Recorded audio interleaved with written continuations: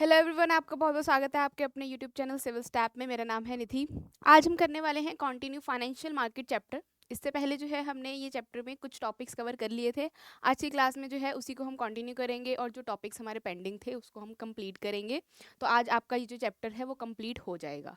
तो देखो, आज का जो चैप्टर है, आज जो हम क्लास में करने वाले हैं वो बहुत ही इंपॉर्टेंट है, क्योंकि इसमें काफ़ी टिपिकल चीज़ें आएंगी, जैसे कि स्टॉक मार्केट में ट्रेडिंग कैसे होती है, सेबी क्या है, सेबी के कौन कौन से फंक्शंस है, रेगुलेटरी, प्रोटेक्टिव, देन डेवलपमेंटल। तो ये सारे आपने जो है वो याद करने होते हैं। तो आपने बहुत ही ध्यान से इस लेक्चर को सुनना है। तो चलिए स्टार्ट करते हैं। सबसे पहले हम थोड़ा सा इसका इंडेक्स देख लेते हैं कि हमारे कौन कौन से इसमें टॉपिक्स कवर हो चुके हैं ऑलरेडी। तो हमारे इसमें जो है फाइनेंशियल मार्केट का मीनिंग, फंक्शंस एंड टाइप्स जो है वो कंप्लीट हो गया था।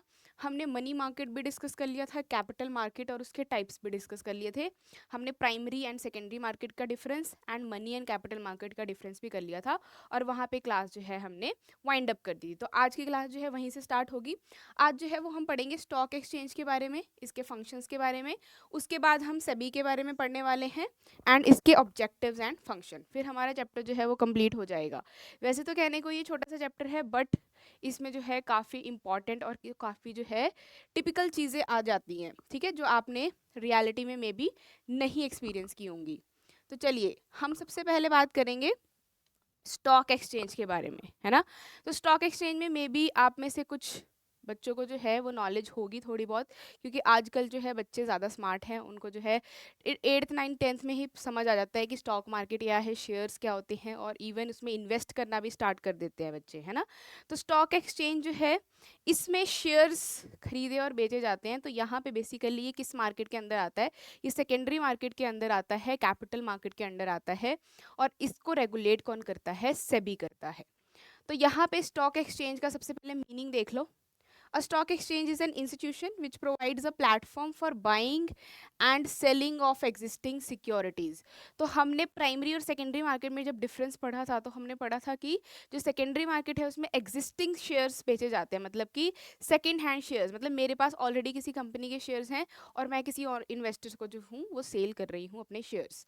नेक्स्ट है stock exchange help companies to raise finance, provide liquidity and safety of investment to investors and enhance the credit worthiness of individual companies। इसमें है कि जो स्टॉक एक्सचेंज है वो हेल्प करता है कंपनीज को, बिजनेसेस को, कि वो रेज कर सके फंड्स, मतलब कि पब्लिक जो है अगर वो आईपीओज या एफपीओज के थ्रू, प्राइमरी मार्केट के थ्रू जब शेयर्स इशू करते हैं, तो उसमें जो है वो सब्सक्रिप्शन का इशू आ जाता है कि 90% सब्सक्रिप्शन जो है वो होनी चाहिए, ठीक है। मतलब उनके 90% शेयर जो है वो पब्लिक अगर उसको अप्लाई नहीं करेगी तब तक जो है वो शेयर्स इशू नहीं होते। बट यहाँ पे क्या है, यहाँ पे ऑलरेडी शेयर जो हैं वो किसी ने खरीदे हुए हैं और उसी को जो है आगे दूसरे इन्वेस्टर्स खरीद रहे हैं, तो इसमें कंपनी का कोई रोल नहीं है, बट उनके शेयर्स जो हैं उनकी लिक्विडिटी हो रही है, वो जो है बाइंग एंड सेलिंग उनकी हो रही है इस मार्केट में। नेक्स्ट है functions of a stock exchange. तो स्टॉक एक्सचेंज का क्या क्या काम है, क्या क्या यहाँ पे हम जो इन्वेस्टर्स हैं वो करते हैं। सबसे पहले जो है लिक्विडिटी प्रोवाइड करना, मार्केटेबिलिटी टू एग्जिस्टिंग सिक्योरिटीज़। तो यहाँ पे लिक्विडिटी का मतलब है कि अगर आपके पास शेयर्स पड़े हुए हैं किसी भी कंपनी के, तो आप स्टॉक एक्सचेंज में जो है वो रजिस्ट्रेशन करवा के उसके बाद उस शेयर्स को किसी और को बेच सकते हो अगर आपको कैश की ज़रूरत है तो। नेक्स्ट है this provide both liquidity and easy marketability to already existing securities in the market. तो अब देखो, अगर आपके पास कंपनी के शेयर्स होंगे, अगर आपने प्राइमरी मार्केट में सेल जो है आप नहीं कर सकते डायरेक्टली, तो आपके पास जो है वो स्टॉक एक्सचेंज एक प्लेटफॉर्म प्रोवाइड कर देता है कि ईजिली आप बस यहाँ पे डीमैट अकाउंट ओपन करवाओ, एक एप्लीकेशन डाउनलोड करो, डीमैट अकाउंट ओपन कराओ और यहाँ पे जो है वो शेयर्स खरीदो और बेचो। नेक्स्ट है प्राइसिंग ऑफ सिक्योरिटीज। तो स्टॉक एक्सचेंज जो है उसमें जितने भी आपके प्राइस हैं सिक्योरिटीज़ के, अब यहाँ पे सिक्योरिटीज़ का मतलब है शेयर्स, डिबेंचर्स, बॉन्ड्स, ये जितने भी इशू करती हैं कंपनीज, इनके क्या प्राइस होंगे, इनका क्या शेयर का प्राइस होगा, वो भी यहाँ पे डिसाइड होता है। और किस बेसिस पे डिसाइड होता है? Demand and supply of products and services.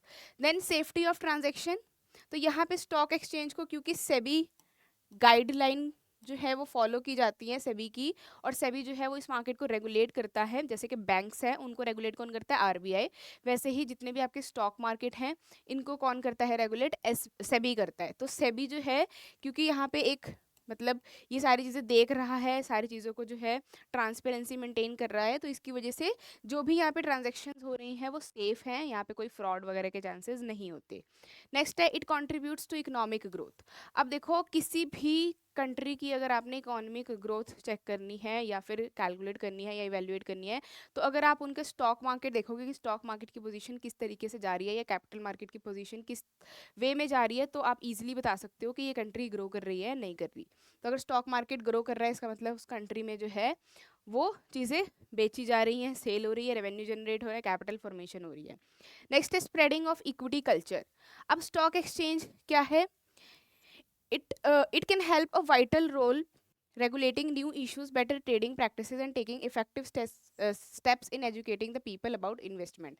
तो आप जो है स्टॉक मार्केट में आपको नॉलेज अगर हो स्टॉक मार्केट की तो वो बहुत ही बेनिफिशियल चीज़ है। अगर आपको स्टॉक मार्केट की नॉलेज है बहुत अच्छे से, तो इवन अगर आप कोई जॉब वगैरह भी ना करो और सिर्फ ट्रेडिंग करो स्टॉक मार्केट में, उससे भी काफ़ी अच्छा अर्न कर सकते हो। कई लोग जो है वो फुल टाइम यही करते हैं, स्टॉक मार्केट में जो है वो इन्वेस्ट करते हैं और वहीं से रेवेन्यू जनरेट होता है।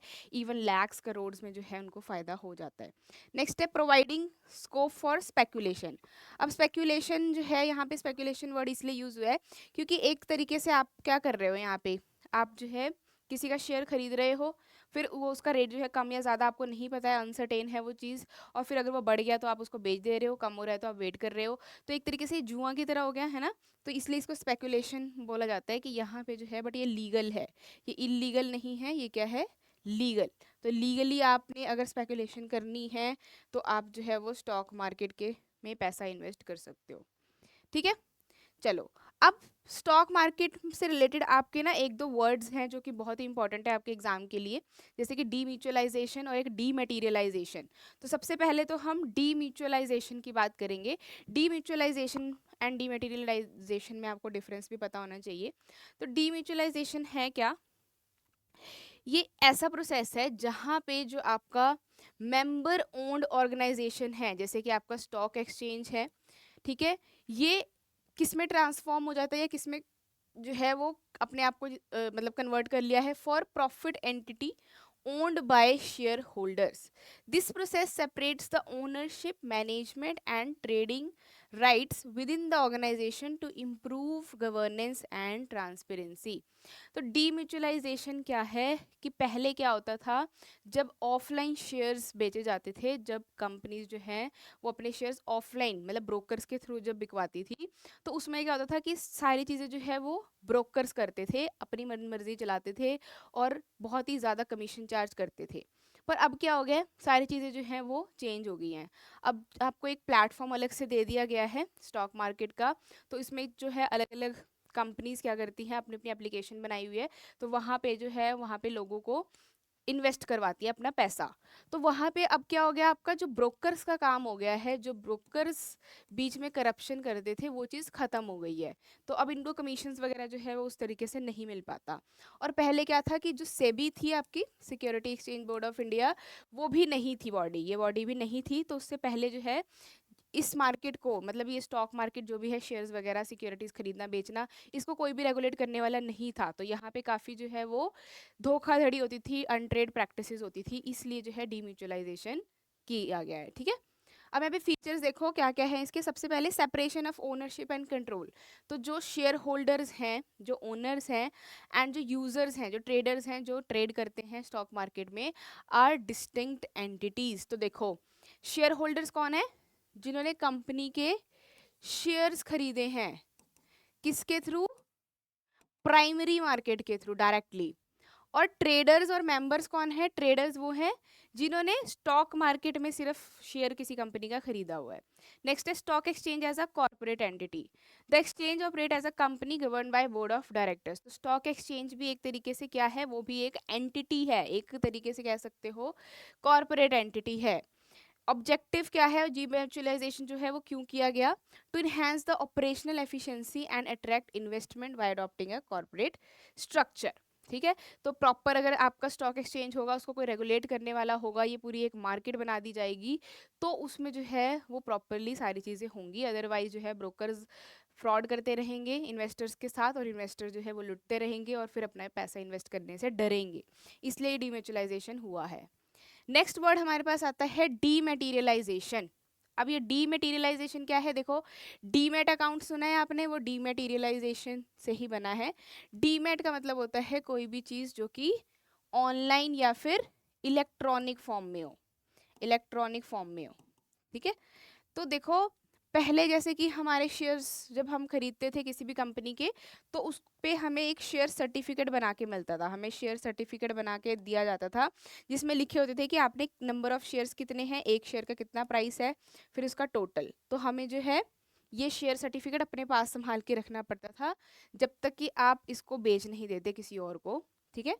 तो यहाँ पे अब क्या हो गया है, अब ये सारी चीज़ें जो है वो इलेक्ट्रॉनिकली होने लग गई हैं, ऑनलाइन होने लग गई हैं। जैसे कि आपका एक बैंक अकाउंट ओपन होता है जहाँ पे आपके पैसे सारे रखे होते हैं, उसी तरीके से अब आपका डीमेट अकाउंट भी होता है जहाँ पे आपके नंबर ऑफ शेयर्स और एक एक शेयर का कितना प्राइस है, आपने कितने खरीदे हैं, तो टोटल कितने अमाउंट है, और इसमें जो है आपने जितने मर्जी कंपनीज के शेयर्स खरीदे हैं, जैसे एक दो तीन तीन या चार कंपनी के शेयर्स खरीदे हैं, तो वो तीनों जो है अलग अलग सारी चीज़ें उसमें लिखी होंगी ऑलरेडी। तो ये सारी चीज़ें अब किससे होती हैं? एप्लीकेशन के थ्रू होती हैं। ठीक है। एप्लीकेशन के थ्रू ये सारी चीज़ें होती हैं अब। तो देखो, डीमेटेरियलाइजेशन का अगर हम मीनिंग या डेफिनेशन बोलें तो it is a process of converting physical securities, जो शेयर्स हैं जो फिजिकल फॉर्म में हैं, बॉन्ड्स हैं या म्यूचुअल सर्टिफिकेट्स हैं, उसको इलेक्ट्रॉनिक फॉर्म में कन्वर्ट कर देना, इस प्रोसेस को बोलते हैं डीमेटीरियलाइजेशन। मतलब जो भी ऑफलाइन मोड था उसको ऑनलाइन सारी चीज़ें कर दी, उसको बोलेंगे dematerialisation. This eliminates the need for physical certificates, makes the ownership transfer more efficient. तो अब जो है, पहले क्या होता था, देखो, शेयर सर्टिफिकेट संभाल के रखना पड़ता था। सपोज करो हमने 10-15 साल के लिए कोई इन्वेस्टमेंट करी है शेयर मार्केट में, और हमें जो है 10-15 साल बाद वो शेयर निकलवाना है या उसके पैसे निकलवाने हैं, तो हमें वो सर्टिफिकेट संभाल के रखना पड़ता था, और वो संभाल के नहीं रख पाते थे, या तो कोई उसको चोरी कर लेता था, या फिर अगर घर में जैसे पहले जो है चोर वगैरह, थीफ वगैरह बहुत आते थे, तो वो चुरा लेते थे, या फिर जैसे कि अगर कोई बैकवर्ड रूरल वगैरह साइड रह रहा है, तो वहाँ पे जो है वो ऐसे ही कोई बाहर फेंक गया, या फिर आप कोई चेंज कर रहे हो अपना रेंट, अगर रेंट पे हो और आप अगर रूम चेंज कर रहे हो या अपना घर चेंज कर रहे हो, तो उसमें गुम हो जाते थे, मतलब किसी भी रीज़न से गुम हो जाते थे या ख़राब हो जाते थे पेपर, है ना। तो उससे जो है वो मुश्किल होती थी। अब ऐसा नहीं है। तो इसके फीचर्स देखो, इलेक्ट्रॉनिक फॉर्म में अब होगा आपका, जिसमें आपका एक डीमेट अकाउंट ओपन होगा इन्वेस्टर्स का। इसको मैनेज कौन करता है? डिपॉजिटरीज मैनेज करती हैं, NSDL एंड CDSL। ठीक है, इसके बारे में भी हम पढ़ेंगे। फिर यहाँ पे जो है अब डीमेटेरियलाइजेशन के बाद जो है वो ट्रेडिंग काफ़ी इजी हो गई है, टाइम भी बचता है आपका, पेपर का यूज़ भी बच रहा है, पेपर भी सेव हो रहा है। ठीक है। एंड रिस्क भी सेव हो रहा है, रिस्क भी कम हो रहा है, किसका? चोरी होने का, या कहीं आग वगैरह लग गई तो उसमें अगर पेपर्स ना जल जाएं, या फिजिकल सर्टिफिकेट्स में जितनी भी कमियां थी वो सारी ख़त्म हो गई है डीमेटेरियलाइजेशन के बाद। अब है एडवांटेजेस, तो ये आपको एग्जाम में आता है, ये इंपॉर्टेंट है। डीमेटेरियलाइजेशन का इम्पॉर्टेंस या एडवांटेजेस या बेनिफिट्स आता है, पेपर में पूछा जाता है। तो नो रिस्क ऑफ थेफ्ट, या कोई भी लॉस के चांसेस नहीं होंगे, कोई रिस्क नहीं होंगे। ठीक है। फिजिकल सर्टिफिकेट्स जैसे ख़राब हो जाते थे, वो अब उसका कोई भी नहीं है issue. Faster and paperless buying, selling and transfer of securities, और आप जो है घर बैठे बैठे सिर्फ एप्लीकेशन के थ्रू जो है वो इजीली शेयर खरीद और बेच सकते हो। इवन आप सारी लिस्ट भी देख सकते हो, सारे कंपनीज की शेयर्स की, प्राइस की, सब कुछ जो है सिर्फ एक जगह पे बैठे बैठे आप कर सकते हो। आपका टाइम भी सेव हो रहा है, ब्रोकर्स के पास नहीं जाना पड़ रहा है। It prevents fraud, duplication of work, कई कई जो है वो साइन नकली करके जो है वो पैसा निकलवा लेते थे, शेयर्स सर्टिफिकेट अगर किसी को किसी का मिल जाता था, तो वो भी अब उसके भी चांसेस नहीं हैं। तो आपके अब सारे जितने भी सिक्योरिटीज़ हैं वो सिंगल डीमेट अकाउंट में आ जाते हैं। पहले क्या होता था, अगर आपने 5 कंपनी के शेयर्स खरीदे हैं तो आपके पास 5 सर्टिफिकेट्स होंगे, तो 5 पेपर्स को संभाल के रखना पड़ेगा आपको। बट अब क्या है, एक ही आपका अकाउंट है, उसी में सारे शेयर्स की लिस्ट बनी होती है, वहीं पे सारा कुछ लिखा होता है, तो एक ही अकाउंट के थ्रू आप जितने मर्जी शेयर्स खरीदो बेचो। It saves on stamp duty, career, ये सारी चीज़ों का खर्चा भी बच गया आपका। फिर क्विक ट्रेड सेटलमेंट्स, T+1 और T+2 डे सिस्टम, तो ये भी हम ट्रेडिंग प्रोसीजर में पढ़ेंगे क्या होता है ये T+2 सिस्टम। ठीक है। चलो आ गया हमारा टॉपिक। नेक्स्ट है trading procedure on a stock exchange. तो शेयर मार्केट या स्टॉक एक्सचेंज या सेकेंडरी मार्केट में हम किस तरीके से जो है वो शेयर्स खरीदते हैं या बेचते हैं, उसका प्रोसेस जो है वो सारा अब हम पढ़ने वाले हैं। बहुत ही इंपॉर्टेंट है ये। अगर आप वैसे रियल लाइफ में भी अगर आप खरीदना चाहते हो शेयर्स, या अगर आप समझना चाहते हो ये है कैसे कैसे प्रोसेस होता है ये सारा, तो आपने बहुत ध्यान से सुनना है। तो सबसे पहले जो है हम क्या करते हैं, एक ब्रोकर को सिलेक्ट करते हैं, है ना। तो ब्रोकर्स अब तो आपके जो है ऑनलाइन एप्लीकेशंस हैं, ग्रो है, ज़ीरोदा है, बहुत सारी कंपनीज हैं, अब स्टॉक्स है, बहुत सारे जो हैं आपके एप्लीकेशन आ गया जिसके थ्रू आप जो है वो शेयर्स में इन्वेस्ट कर सकते हो। तो आपने सबसे पहले ब्रोकर सिलेक्ट किया जिसके थ्रू आपने जो है वो शेयर्स खरीदना है या बेचना है। तो यहाँ पे ऑफलाइन में अगर होगा तो ऑफलाइन में कोई पर्सन के पास जाओगे, कोई एजेंसी होगी, कोई कंपनी होगी जो ब्रोकर्स या ब्रोकिंग का काम करती होंगी। तो before you can trade on a stock exchange you must choose a broker और ब्रोकर फर्म। तो एक ज़रूरी नहीं है कि सिर्फ पर्सन ही होते हैं ब्रोकर्स, पूरी एक फर्म भी होती है, एक बिजनेस भी होता है ब्रोकरेज का, ठीक है। नेक्स्ट है opening of a demat account. तो अब आपने ब्रोकर सिलेक्ट कर लिया, अब आपका जो है डीमेट अकाउंट ओपन होगा। जैसे आपका बैंक अकाउंट ओपन होता है वैसे डीमेट अकाउंट अब ओपन करेंगे। जैसे आपके बैंक वाले जो हैं वो आपसे सारी चीज़ें मांगते हैं केवाईसी के लिए, आधार कार्ड, पैन कार्ड, इसी तरीके से आपको डीमेट अकाउंट ओपन करवाने के लिए भी अपना केवाईसी करवाना पड़ता है। पहले सारे डॉक्यूमेंट्स जो हैं वो आपको अपलोड करने पड़ते हैं इलेक्ट्रॉनिक फॉर्म में। फिर उसके बाद क्या है, प्लेसिंग द ऑर्डर। अब जो है आपका डीमेट अकाउंट ओपन हो गया। फिर नेक्स्ट स्टेप जो है वो आप अब देखोगे कि आपने शेयर्स खरीदने हैं, बाय करने हैं या सेल करने हैं, ठीक है। फिर match the share and best price. अब ब्रोकर जो है वो आपको दिखाएगा कि ये शेयर्स की लिस्ट है। तो ब्रोकर हमारे सपोज करो हमारे लिए एप्लीकेशन है, हम ऑनलाइन कर रहे हैं, तो वहाँ पे आपको जो है देखना है कि आपका कितना बजट है और आप कितने शेयर्स खरीदना चाहते हो किस कंपनी के। तो आपको पूरी लिस्ट मिल जाएगी एप्लीकेशन में, या फिर अगर ब्रोकर के थ्रू करवा रहे हो तो ब्रोकर आपको जो है पूरी एक लिस्ट दिखा देगा कि ये शेयर्स के प्राइस चल रहे हैं मार्केट में, ये शेयर्स अवेलेबल हैं, ये एक शेयर का प्राइस है। तो आप जो भी होगा आप मैच करोगे, जो भी बेस्ट प्राइस आपको लगेगा, जो आपको सूट करेगा, जो आप अफोर्ड कर सकते हो वो आप खरीद लोगे, ठीक है। फिर एग्जीक्यूटिंग द ऑर्डर। तो आप जो है फिर जो जो आपको शेयर्स खरीदने हैं, सपोज करो आपको जो है वो रिलायंस के शेयर्स खरीदने हैं, आपको जो है वो टाटा के शेयर्स खरीदने हैं, आपको किसी बैंक के शेयर्स खरीदने हैं, HDFC के शेयर्स खरीदने हैं, तो आप पूरी लिस्ट बता दोगे और कितने का एक शेयर्स है वो ऑर्डर कर दोगे, ठीक है, ब्रोकर्स के पास। फिर ब्रोकर क्या देगा आपको, एक कॉन्ट्रैक्ट नोट देगा। तो ये इंपॉर्टेंट मार्क कर लेना, यहाँ पे क्वेश्चन आता है कि जब आप ऑर्डर दे देते हो, एग्जीक्यूट कर देते हो शेयर्स का ऑर्डर, तो उसके बाद फिर आपको क्या किस टाइप का नोट जो है वो ब्रोकर आपको देता है। तो यहाँ पे वो कॉन्ट्रैक्ट नोट इशू करता है, ठीक है, ये क्वेश्चन आता है यहाँ से। तो कॉन्ट्रैक्ट नोट में लिखा क्या होता है, कॉन्ट्रैक्ट नोट में सारी इन्फॉर्मेशन लिखी होंगी, जैसे कि प्राइस क्या है शेयर का, कितनी क्वांटिटी खरीद रहे हो आप, ठीक है, डेट किस दिन ट्रांजैक्शंस कर रहे हो, किस दिन आपने जो है वो खरीदना है, फिर जितने भी ब्रोकरेज चार्जेस, तो ब्रोकरेज चार्जेस भी लगते हैं अगर आप ऑनलाइन भी कर रहे हो तो कुछ जो है वो परसेंट लगता है, और जो भी फ़ी वगैरह है वो, ठीक है। फिर ये डॉक्यूमेंट जो है ये एक तरीके से प्रूफ होता है कि आपने ये शेयर्स ऑर्डर किए थे, तो ये शेयर जो हैं वो आपको बेचे जाएंगे, ठीक है, आप ये खरीदोगे। फिर delivery of shares and making payment. तो आपने जो है शेयर्स आपको अब डिलीवर हो गए, जो जो आपने ऑर्डर किए थे, तो वहाँ से जो है जो भी कंपनी जिस भी इन्वेस्टर से आपने जो है शेयर्स खरीदने हैं, आपने हमें क्या करना होता है, वहाँ पे बाय का बटन होता है, उसे जो है टच करना होता है, तो आप जो है शेयर्स आपको बाय हो गए। तो अब देखो जिस दिन आपने बाय का ऑप्शन क्लिक किया, जिस दिन आपने जो है शेयर्स खरीदा, उसी दिन आपके जो है अकाउंट में शेयर्स नहीं आएंगे, आपके डीमैट अकाउंट में नहीं लिखे होंगे। कब लिखे होते हैं वो, T+2 2 दिन के बाद आते हैं, ठीक है। सपोज करो आप सेल कर रहे हो शेयर्स, अभी हम खरीदने की बात कर रहे थे, सपोज करो आप बेच रहे हो शेयर्स, तो अगर जिस दिन आपने शेयर्स सेल का ऑप्शन क्लिक किया, तो अब आपके अकाउंट से उसी दिन नहीं शेयर्स चले जाएंगे, आपके अकाउंट में उसी दिन पैसे नहीं आ जाएंगे शेयर्स के, 2 दिन बाद आते हैं, ठीक है। तो यहाँ पे ये भी आपको पता होना चाहिए, शेयर मार्केट जो है वो सैटरडे को ऑफ होती है, ठीक है, इसकी भी टाइमिंग होती है। तो after the trade is executed shares and payment must be exchange between the buyer and seller. The payment and delivery are typically handled through the broker and the transfer is completed via national security depository limited. तो ये जो आपका depositories हैं NSDL, India में 2 ही depositories हैं, NSDL and CDSL, central depository services limited. इसके name याद रखने हैं, फुल फॉर्म भी याद रखनी है. ये 2 डिपॉजिटरी हैं जो डीमेट अकाउंट को हैंडल करती हैं. जो भी हमारा पैसा ट्रांसफर हो रहा है शेयर्स का, ठीक है, वो सारी चीज़ें यही करते हैं. ठीक है जी.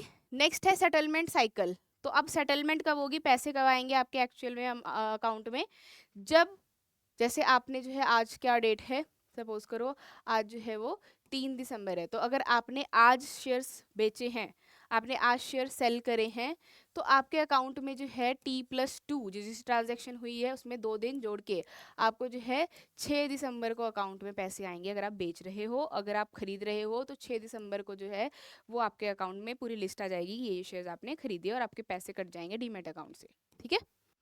तो इसको सेटलमेंट साइकिल भी आता है क्वेश्चन में कि सेटलमेंट साइकिल का क्या पीरियड होता है, T+2. अगर बाई चांस यहाँ पे छुट्टी आ जाए, अगर किसी दिन छुट्टी हो, जैसे कि इंडिपेंडेंस डे हो जाए या कोई भी रिपब्लिक डे है, तो फिर वो T+3 हो जाएगा, वो भी उस दिन भी नहीं होगा आपका सेटलमेंट. ठीक है जी. नेक्स्ट है सेबी. नेक्स्ट ये हमारी रेगुलेटरी बॉडी है, बहुत ही इंपॉर्टेंट है. सेबी क्या है आपका, securities exchange board of India. Securities exchange board of India. अब जैसे आपका आरबीआई रेगुलेट करता है सारे बैंक्स को, जिसको हम एपेक्स ऑफ बैंक्स कहते हैं, इसी तरीके से आपका जो सेकेंडरी मार्केट है, जो कैपिटल मार्केट है, जो स्टॉक मार्केट है, उसको रेगुलेट करने वाली बॉडी कौन सी होती है, सेबी होती है. ठीक है जी. अब इसके बारे में थोड़ा सा हम पहले बेसिक नॉलेज लेंगे, इससे भी क्वेश्चन आ सकते हैं. तो सेबी जो है वो इंडिया में कब इस्टेब्लिश हुई है, 12 अप्रैल 1988 में. इसका हेडक्वार्टर कहाँ पे है, मुंबई महाराष्ट्र, और इसकी फुल फॉर्म क्या है, securities exchange board of India. अब ये जो है रेगुलेटरी बॉडी क्यों आई थी, क्यों इसको लेकर आए थे, क्योंकि आपका जो स्टॉक मार्केट है वो काफ़ी उसकी हालत ख़राब चल रही थी, कोई उसको देखने वाला नहीं था, कोई उसको रेगुलेट करने वाला नहीं था, और जो भी इन्वेस्टर्स थे उनके साथ काफ़ी धोखाधड़ी हो रही थी, ब्रोकर जो है उनको काफ़ी ज़्यादा लूट रहे थे. तो इसलिए सेबी जो है उसको गवर्नमेंट ऑफ इंडिया लेकर आई, इस्टेब्लिश किया. अब देखो, it was to function under the overall administrative control of the ministry of finance of the government of India. तो मिनिस्ट्री ऑफ फाइनेंस जो है हमारी जो गवर्नमेंट है फाइनेंस की, ये इस चीज़ को लेकर आई, इस चीज़ के बारे में securities exchange board of India जो है इस बॉडी को रेगुलेट करने के लिए इन्होंने इसकी इस्टेब्लिशमेंट करी. ठीक है. चलो, अब इसका ऑब्जेक्टिव क्या था, यहाँ से क्वेश्चन आता है, ऑब्जेक्टिव्स ऑफ सेबी. तो सबसे पहला ऑब्जेक्टिव क्या है, to regulate stock exchange and securities industries to promote their orderly functioning. तो सिक्योरिटीज एक्सचेंज या फिर जो भी आपका स्टॉक मार्केट है उसको रेगुलेट करने के लिए इसको हमने इंट्रोड्यूस किया. Next year to protect the rights and interest of investors. सबसे मेन जो रीज़न था वो ये था कि जो इन्वेस्टर्स हैं उनको प्रोटेक्ट करने के लिए जो है इस बॉडी को लेकर आए. To prevent trading malpractices. तो जो भी फ्रॉड कर रहे थे, जो भी ट्रेडिंग में घोटाला हो रहा था, ये सारी चीज़ों को रोकने के लिए जो है वो सारी चीज़ें हुई. ठीक है. Next, to regulate and develop a code of conduct and fair practices by intermediaries. और जो ब्रोकर्स थे हमारे, जो मर्चेंट बैंकर्स थे, जो भी वो बीच में ज़्यादा कमीशन खा रहे थे, वो चीज़ों को भी रोकने के लिए सेबी को इस्टेब्लिश किया गया है. तो ये मेन ऑब्जेक्टिव है आपके सेबी के, तो ये आपने सारे लर्न करने हैं. नेक्स्ट है functions of SEBI, very important topic of this chapter. तो यहाँ पे आपके 3 फंक्शंस होते हैं सेबी के, protective function, regulatory function and development function. तो आपका क्या काम है, आपको सबसे पहले तो ये तीनों हेडिंग्स याद होनी चाहिए. फिर प्रोटेक्टिव फंक्शन में कौन से फंक्शंस आते हैं, रेगुलेटरी फंक्शंस में कौन से फंक्शंस आते हैं, डेवलपमेंट फंक्शंस में कौन से फंक्शंस आते हैं, वो आपने उसकी लिस्ट याद करनी है. क्योंकि एमसीक्यूज में ऐसे पूछा जाता है कि बताओ इनसाइडर ट्रेडिंग को जो रोकता है सभी, ये इसका कौन सा फंक्शन है, रेगुलेटरी, प्रोटेक्टिव या डेवलपमेंट. इंटरनेट या डीमेट अकाउंट की जो डेवलपमेंट हुई है या जो ऑनलाइन हमने सारी ट्रेडिंग कर दी है, वो किस में आएगा, प्रोटेक्टिव में, रेगुलेटरी में या डेवलपमेंट में. तो हम इसको 1 बाय 1 करेंगे, कौन कौन से फंक्शंस के अंदर कौन कौन सा काम जो है वो सभी का होता है, तो वो आपने याद करना है. सबसे पहले है रेगुलेटरी फंक्शन। तो रेगुलेटरी फंक्शंस में जितने भी आपके, जहाँ पे भी अगर वर्ड लिखा हो रूल्स, रेगुलेशंस, रेगुलेट करना, ये सारी चीज़ें रेगुलेटरी फंक्शन में आएंगे। तो देखो क्या क्या आएगा, रजिस्ट्रेशन ऑफ ब्रोकर्स एंड सब brokers and other players in the market. तो जो भी ब्रोकर्स हैं उनकी रजिस्ट्रेशन करवाना, जो भी स्टॉक मार्केट में ट्रेड कर रहे हैं, बीच में ब्रोकर बने हुए हैं, या फिर जितने भी आपके इंटरमीडियरीज हैं वो सभी को रजिस्ट्रेशन करवाना कंपलसरी है। ये रेगुलेटरी फंक्शन है सभी का।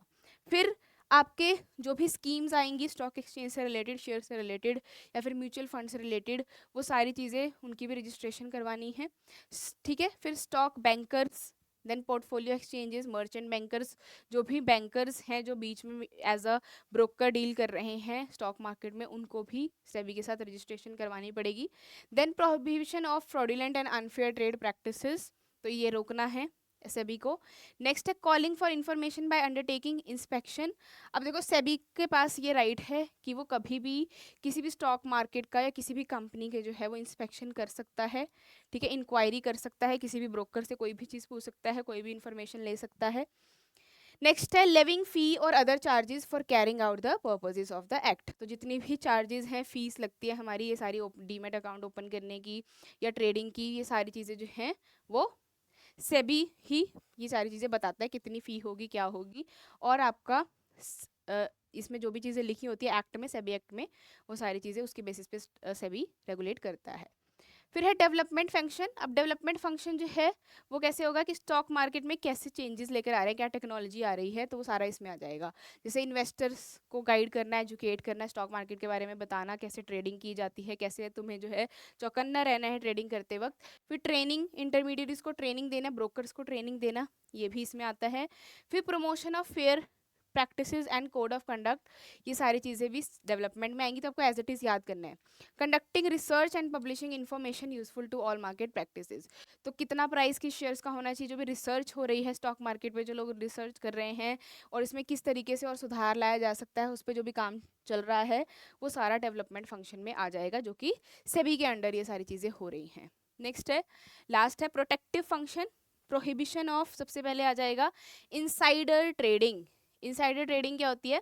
इनसाइडर ट्रेडिंग होती है जैसे कि कोई कंपनी है, उसका कोई एम्प्लॉय है, तो उसको कंपनी के बारे में पता होता है कि कंपनी की जो है वो किस तरीके से पोजीशन चल रही है, कि ये डूबने वाली है या प्रॉफिट अर्न करने वाली है। तो वो जो है पहले क्या होता था कि वो पर्सन अपने किसी रिलेटिव्स को या अपने फ्रेंड्स को बता देते थे और बोल देते थे कि इस कंपनी के शेयर्स मत खरीदो, या फिर इस कंपनी के शेयर्स खरीद लो, तुम्हें फ़ायदा होगा। तो ये सारी चीज़ें, ऐसी सी चीज़ें जो हैं वो सेबी ध्यान रखता है कोई ऐसा फ्रॉड ना करे। नेक्स्ट है regulation of fraudulent and unfair trade practices. तो जो भी फ्रॉड कर रहा है या फिर कोई भी ब्रोकर अगर ज़्यादा कमीशन चार्ज करना है तो उसको पकड़ना है और उनको जो है पनिशमेंट देनी है, ये सारी चीज़ें भी सेबी करता है। फिर इन्वेस्टर को एजुकेशन प्रोवाइड करना, अवेयरनेस प्रोवाइड करना। फिर रेगुलेशन ऑफ इंटरमीडियरीज, तो जो भी रूल्स रेगुलेशंस हैं इंटरमीडियरीज से रिलेटेड, इंटरमीडियरीज कौन है? ब्रोकर्स। नेक्स्ट है मॉनिटरिंग ऑफ लिस्टेड कंपनीज। तो लिस्टेड कंपनीज कौन सी होती हैं? जो सेबी के अंडर लिस्ट होती हैं, जो आपके स्टॉक मार्केट में ट्रेडिंग करती हैं। तो जितने भी स्टॉक मार्केट में आपको कंपनीज के नेम दिखते हैं, इसका मतलब वो लिस्टेड कंपनीज हैं। ठीक है। फिर establishing grievance and redressal mechanism, और कोई भी किसी से फ्रॉड होता है स्टॉक मार्केट में सिक्योरिटी से रिलेटेड, तो वो किसके पास जाएगा? सेबी के पास जा सकता है। यहाँ पे एप्लीकेशन या कंप्लेंट बता सकता है अपनी। और जो भी पेनाल्टीज़ है जिस पे भी जो भी फ्रॉड कर रहा है, ये सारी चीज़ें कौन डिसाइड करता है? सेबी। तो मतलब ये है मोटा मोटा कि जितनी भी चीज़ें हैं स्टॉक मार्केट से रिलेटेड, वो सारी चीज़ें कौन रेगुलेट करेगा? सेबी करेगा। तो सेबी क्या है? रेगुलेटरी बॉडी है, यहाँ स्टॉक एक्सचेंज का सबसे मेन बॉडी है। ठीक है जी, आई होप आपको जो है ये चैप्टर अब क्लियर हो गया होगा। तो हमारे सारे टॉपिक्स जो है वो कंप्लीट हो चुके हैं फाइनेंशियल मार्केट के। तो आपके पास अब लास्ट में जो है वो कुछ क्वेश्चंस हैं जो कि आपके होमवर्क क्वेश्चंस हैं, ये आप लोगों ने बताना है। तो देखो यहाँ पे which of the following is a primary market instrument. तो इसमें से प्राइमरी मार्केट इंस्ट्रूमेंट कौन सा है? Equity share issued for the first time, primary की बात हो रही है तो फर्स्ट टाइम वाला आ जाएगा। ठीक है, तो आपका ये फर्स्ट आंसर, ए आंसर सही हो जाएगा। नेक्स्ट है what does demutualisation of stock exchange means. तो ये आपका होमवर्क क्वेश्चन है, आपने कमेंट बॉक्स में बताना है। तो आपने पहले पूरा चैप्टर जो है वो पढ़ना है, पार्ट 1 भी पार्ट बी भी, उसके बाद ये क्वेश्चंस ट्राई करने हैं। नेक्स्ट है डीमेटेरियलाइजेशन का मतलब क्या होता है? Converting physical securities into electronic form, issuing new securities, या क्लोजिंग अ डीमेट अकाउंट, या फिर trading of securities in physical form. तो converting physical securities into electronic form, इसको बोलते हैं डीमेटेरियलाइजेशन। देन सेटलमेंट साइकिल कौन सा होता है आपका, ये भी होमवर्क क्वेश्चन है। एंड लास्ट क्वेश्चन है, what document must investor possesses to hold the securities electronically. तो अगर आपको सिक्योरिटीज को इलेक्ट्रॉनिक फॉर्म में रखना है तो आपके पास क्या होना चाहिए? Certificate of deposit, contract note होना चाहिए, या फिर डीमेट अकाउंट होना चाहिए, या शेयर होल्डर्स आईडी होनी चाहिए। तो कौन सा अकाउंट होना चाहिए ये आपको पता होना चाहिए। ये भी आपका होमवर्क क्वेश्चन है।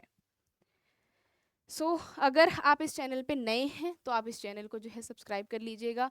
इसी तरीके से आपको सारे चैप्टर जो है वो करवाए जाएंगे। अभी हमारा पार्ट बी चल रहा है बिजनेस स्टडीज़ का, फिर बिजनेस स्टडीज़ कंप्लीट हो जाएगा, उसके बाद हम अकाउंट्स पढ़ने वाले हैं। तो अब आप हमारे इस टेलीग्राम चैनल को जो है वो ज्वाइन कर सकते हैं। यहाँ पर आपको जो है PDFs एंड मटीरियल्स, हैंडआउट्स वगैरह अवेलेबल होते हैं। तो कोई भी अगर आपको डाउट है वो भी आप यहाँ पर क्लियर कर सकते हैं। Thank you for watching this session. Take care, bye bye. मिलते हैं हम नेक्स्ट क्लास में नेक्स्ट टॉपिक के साथ बिजनेस स्टडीज़ के।